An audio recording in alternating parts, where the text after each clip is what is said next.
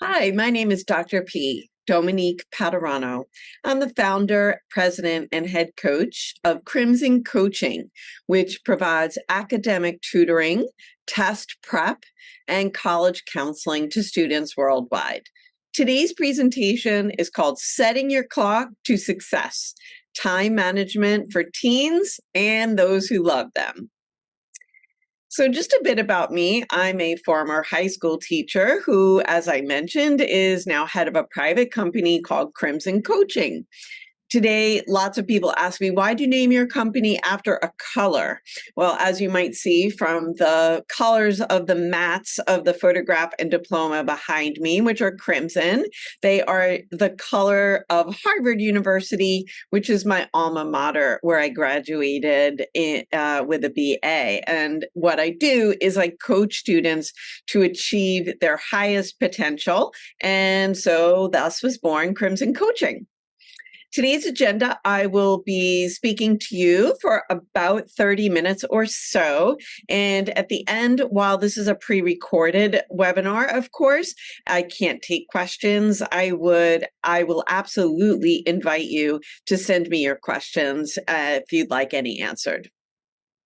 So the doctor in Dr. P comes from a PhD in history. And as a historian, I like to be very transparent about the sources of my intellectual work. And so I will be honest, some of my sources are personal. In high school and in college, this happens to be Dunster House, where I lived as a junior and senior at Harvard. I was very good at time management. I was always able to juggle lots of extracurricular activities as well as a pretty difficult academic schedule. And so I'll be sharing some of my tips that I've used personally, but also tips that I've learned to share and that work with other high school students. As a teacher, I began my career at Great Neck North High School, which this is, and I ended it in 2014 teaching at Scarsdale High School. In between, I taught for 5 years at Horace Mann School, and I taught every single grade in the upper school there.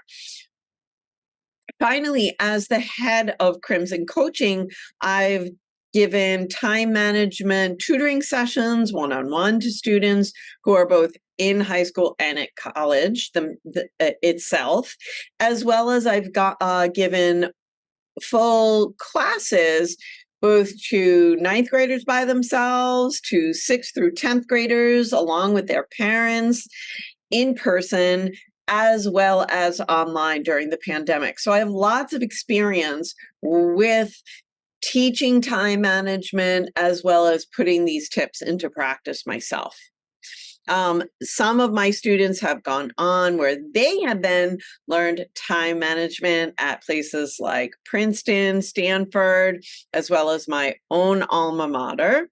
And then I would also say that much of the advice that I'll be giving you is also borne out by the current research. And if you are a college-bound high school student, I highly recommend reading Jeffrey Salingo's Who Gets In and Why, Ron Lieber's The Price You Pay for College, and listening to the Huberman Lab, all of the scientific information that I'll be giving you, especially the information on sleep, I get from Dr. Huberman, who has a podcast called the Huberman Lab, and he is also a professor of neurobiology and ophthalmology at Stanford School of Medicine.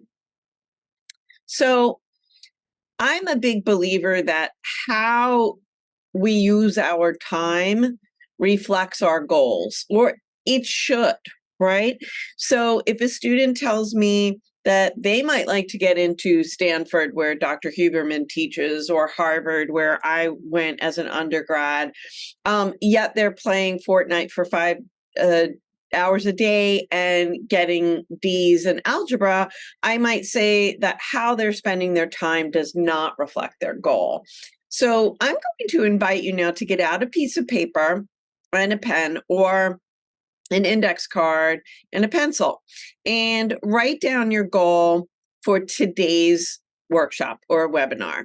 And if you need extra time, I would encourage you to pause this video so that you have as much time as you need. And then when you're done, skip 2 lines and then write down your goal for the rest of the school year. This talk is being delivered at the very beginning of the school year. So what are your goals for this new grade that you're in?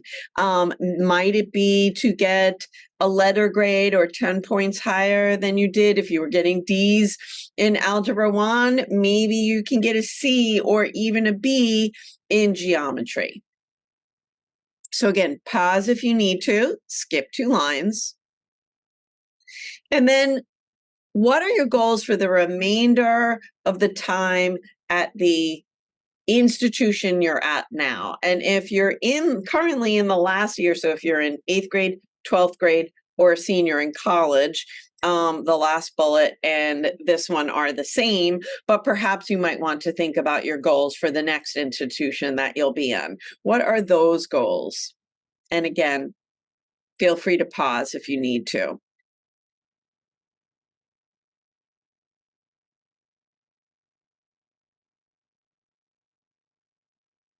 I asked you to skip 2 lines because if we have only a goal without an action plan to achieve that goal, it's really just a dream. It's no more than pie in the sky dream.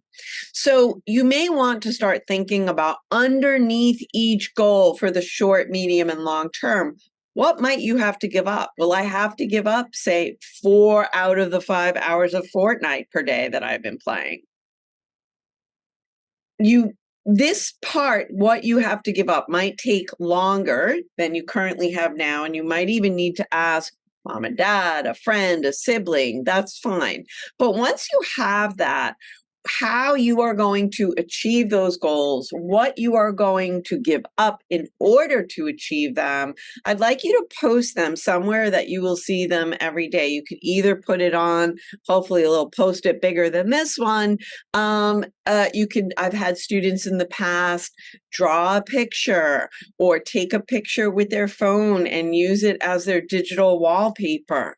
Because the more you see what your goals are, I believe the more of a mental reminder it is to say, stop playing that Fortnite after the first hour and get back to the geometry homework. So something else that really helps us achieve our goals is having a body and a brain that is able to carry out what we need to carry out in order to do that. It's hard to give up something that we love. And if we are well rested, that actually makes those difficult things that we don't want to really do in their core a little bit easier to do. And so sleep and rest are really the foundations of your physical, mental, and emotional health, including your ability to manage your time, get organized, all of those skills that fall under the rubric of executive functioning. If you are interested in learning more about this, again, I highly recommend looking at the HubermanLab.com's super protocols for sleep and focus. They're 2 separate super protocols that you can find on that website. And in addition, I have a handout that includes links to a recent New York Times article on focus, because I do believe part of time management is also being very mindful of time and focused on the task at hand. So let's look at different times that you have. You're going from perhaps a very unstructured time of the year, summer, to a very structured time of the year, the school year. So you will spend, I would say, probably half of your waking hours at school by the time you're in high school. I advise that you use your free periods in high school to maximize the amount and the type of homework that you accomplish. So, what do I mean by that? Well, you want to consider the time of day as well as the length of the assignment. So, if you know that you are not a morning person and you have first period off, well, most students would probably go in second period, but let's say you had a first period class and you have a second period free. Well, if you're still not awake by second period, then maybe you should do your easiest subject homework during second period. By contrast, if you are a morning person, then you could do your hardest subject then, or reviewing for your hardest subject then. But you also want to consider the length of the assignment. If you have one assignment that is about 40 minutes or the rough time of most high school periods, try to get that one done and off your list rather than, say, another assignment that might take an hour to do and you might only finish, 60% of it or, something like that. I once worked with a boy who was a sophomore. He's now graduated from NYU, God bless him, who, when I suggested that he do some work on the weekends, he thought I was, asking him to like kill his future unborn first child. But by high school, especially if you're an athlete or involved in extracurriculars, you should be doing some work on the weekends because you're probably not studying enough during the week. The week is probably you're just getting the bare amount done for what's due the next day. So let let me just sorry about that. So I mentioned time of day. You should do the hardest subject for when you're most alert. But you can also use downtimes at games, rehearsals, car rides, short tasks that require memorization, learning vocabulary words either for English or for foreign language. But you probably don't want to use this downtime at these events that might have lots going on for deep thinking, like essay planning. Ultimately, you may need to choose. I once had a student at a library talk when I gave these talks only in person and not on Zoom, and she became my SAT student and is now going into her junior year at Boston University. So she too wound up just fine. She raised her hand. She was a ninth grader, and she said, "Well, what do I do if I'm in AP courses? I'm in clubs." And I think she was in a musical, which actually took up quite a bit of time. And I want to get A's, and I'm up until 2 a.m. And I just said, God only made so many hours in a day, unfortunately. And at some point, you may need to choose between free time, the activity, or good grades. So in her case, I suggested if you don't want to give up an AP course, then maybe getting a B will have to be okay with you rather than an A. Or if getting the A in the AP course is paramount importance to you, then maybe you don't participate in the musical that year. I would really highly recommend not choosing sleep as the thing that you say, I'm not going to choose. Because again, sleep is the foundation of your mental and physical and emotional health. And unless you are sleeping enough, you don't have the reserve in your tank to do well at all these other things. So let's think about short-term assignments. And by these, I mean, usually the ones that are due the next day or the day after that. I always recommend at night that you start these before you start any long-term assignments due more than 3 days out. And I recommend that you make a list and you cross off each one as you complete it, not relying on Google Classroom. And I generally recommend trying to get the hardest one done first. Don't save your hardest one for last, because you'll already be tired by the time you get there. Get that hardest one done first. Now, longer term assignments, and by these I mean do anywhere from 3 days to 3 weeks to 3 months, or perhaps even more. I used to give my AP US history students, when I taught at Horace Mann School, a year-long 15 to 20 page research paper, although I did break that up into chunks for them. But your teacher may not do that for you. You may have to break that big assignment into smaller tasks. That's your first thing you want to do. So for example, for an essay, a research paper, you might have to do some research. Then you may have to carefully read and take notes. Then you outline, then you write the rough draft, and then you edit.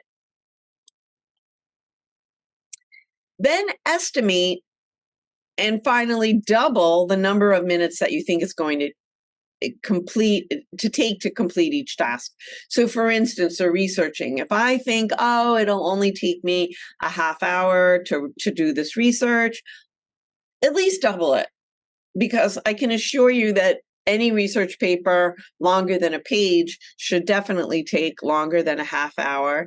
And keep track of your initial estimate, your double, and at the end, how long it actually took you, because you may need to start tripling or quadrupling your original estimates of things until you get better at estimating how long it takes to complete each task. Then count the days available to work on your assignment on your monthly calendar. Now, I used to recommend those desk blotter, huge calendars that you could get at Staples or Office Max, where they had a perforated edge at the top, and you would tear off each big page. Now, there are really great skinny versions of monthly calendars that you can either slide into a folder or your backpack.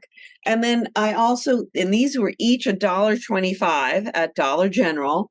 And then there's also ones that can go into a loose leaf binder where you can take out each, this is August here, but then, there's other pages that are perforated here.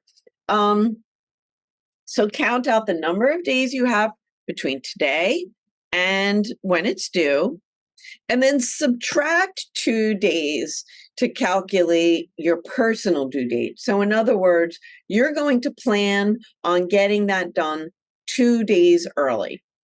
Why? To brown nose? No, although your teacher will probably love you if you do wind up handing the project or paper in 2 days early.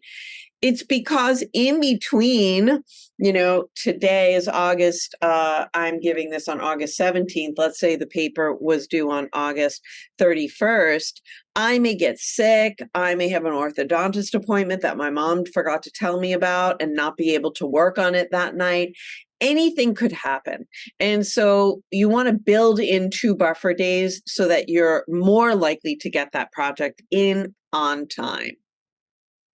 And then finally, let's imagine so if today's the 17th, the paper's due on the 31st, but I'm subtracting 2 days, that's 12 days.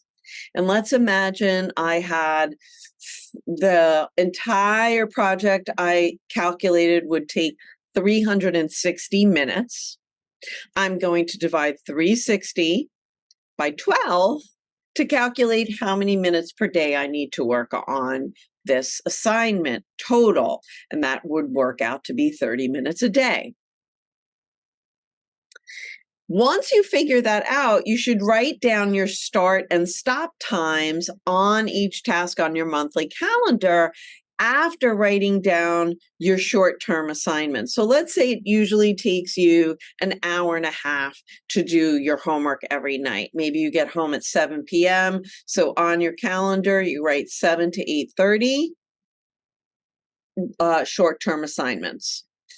And then maybe you take a 10-minute break or a 15-minute break. And then at 8:45 to 9:15, you're going to work on the first half of the research for the research part. Now tomorrow we'll also have another half hour of research because we said we're doubling that, and it's going to take us at least an hour to do the research.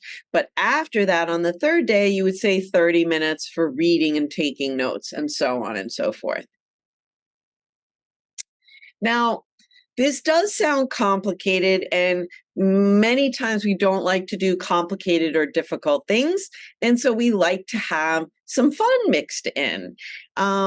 This is a totally normal and natural desire to avoid pain and seek pleasure, but unfortunately, our brain cannot actually do two things at once. So you think you can listen to music and take notes, or do Snapchat and do your algebra, but that's actually not the case. And toggling back and forth between multiple tasks stresses your body and mind out and makes you actually less efficient at both. Now, for those of you who do need to drown out noise in your environment, I get it, but try to listen to white noise on a headset, or brown noise, pink noise. There's all different color noises nowadays, rather than music, okay?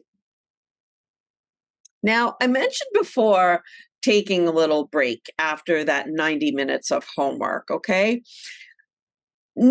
Most students won't be able to even start doing 90 minutes of work all in one sitting, okay?